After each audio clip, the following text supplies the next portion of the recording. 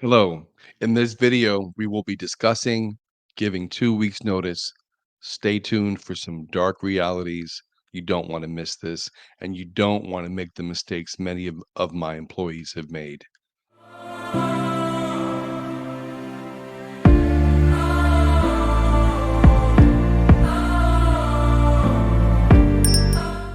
Hello, I am Fred Feliciano, the CEO of Critical Conversations HR. In today's video, we will be discussing 2 weeks notice. Before you resign, before you resign, double check your offer letter. You want to be sure your offer letter does not have any verbiage that connects you giving notice and any payout of PTO, vacation days, sick days. Okay. So double check your offer letter. In most cases, employers are putting language in your offer letter that is stating, unless you give X number of weeks notice, you will not be paid out. That's common for that to be in an offer letter these days. What's also common is that the resignation notice that you give, there might be some policy in your employee handbook that speaks about this. So get a copy of your employee handbook, find the section that speaks about when you resign or termination from the organization.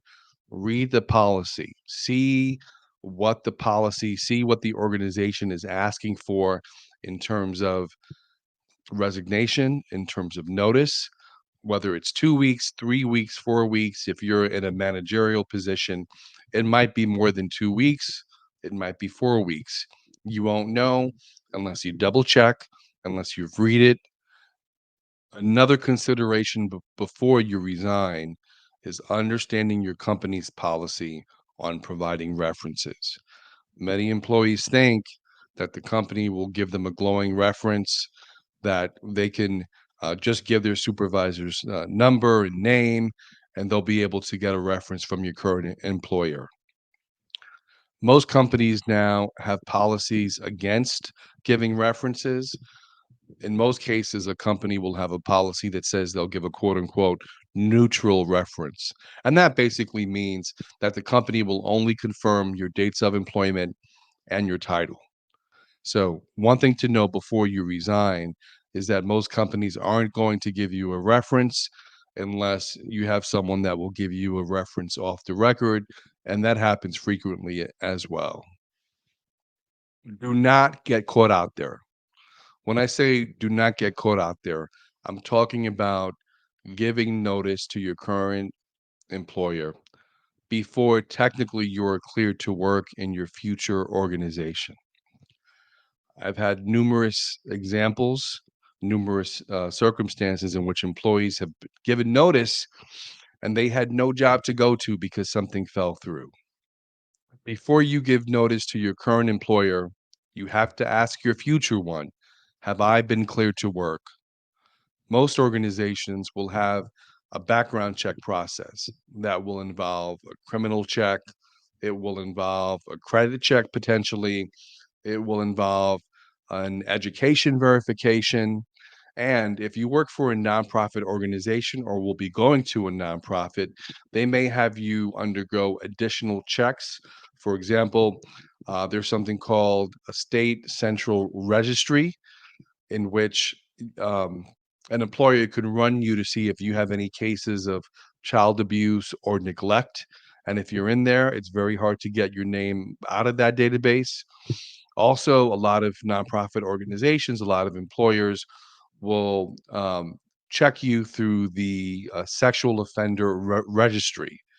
So, and the thing is, you may not be an offender, but your name might be there. It might be a mistake.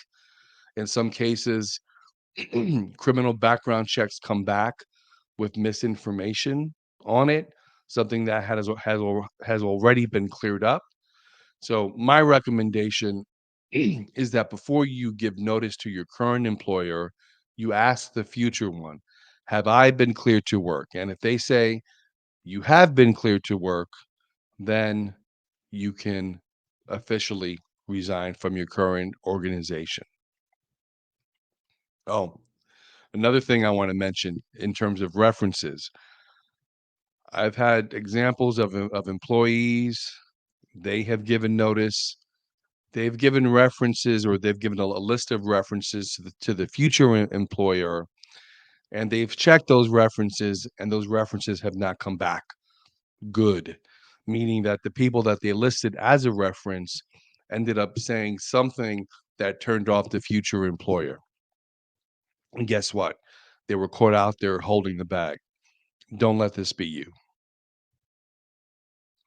I want to talk about a dark reality. And the dark reality is if you give your 2 weeks notice, your employer, in most cases, are not under any obligation to honor those 2 weeks. Meaning, if you give your 2 weeks notice, they may ask you to leave and they may not pay you. Most states are at will employers, which means that they can terminate your employment with or without notice as long as it's not for an illegal reason. So, another thing to think about is that if you resign, your employer may not honor that 2 week notice. Most employers will because they want you to stay on site. They want you to stay on site. They want you to transition any work that you're currently doing to a future person or to a coworker, someone that's going to take up the slack, so to speak. So, in closing, before you resign, make sure you're aware of your company's policies, your offer letter. Make sure you're cleared to work at your future employer before you give notice, and just understand and have an awareness of the policies your employer has, because it may affect your ability to be paid out any benefits that are due to you.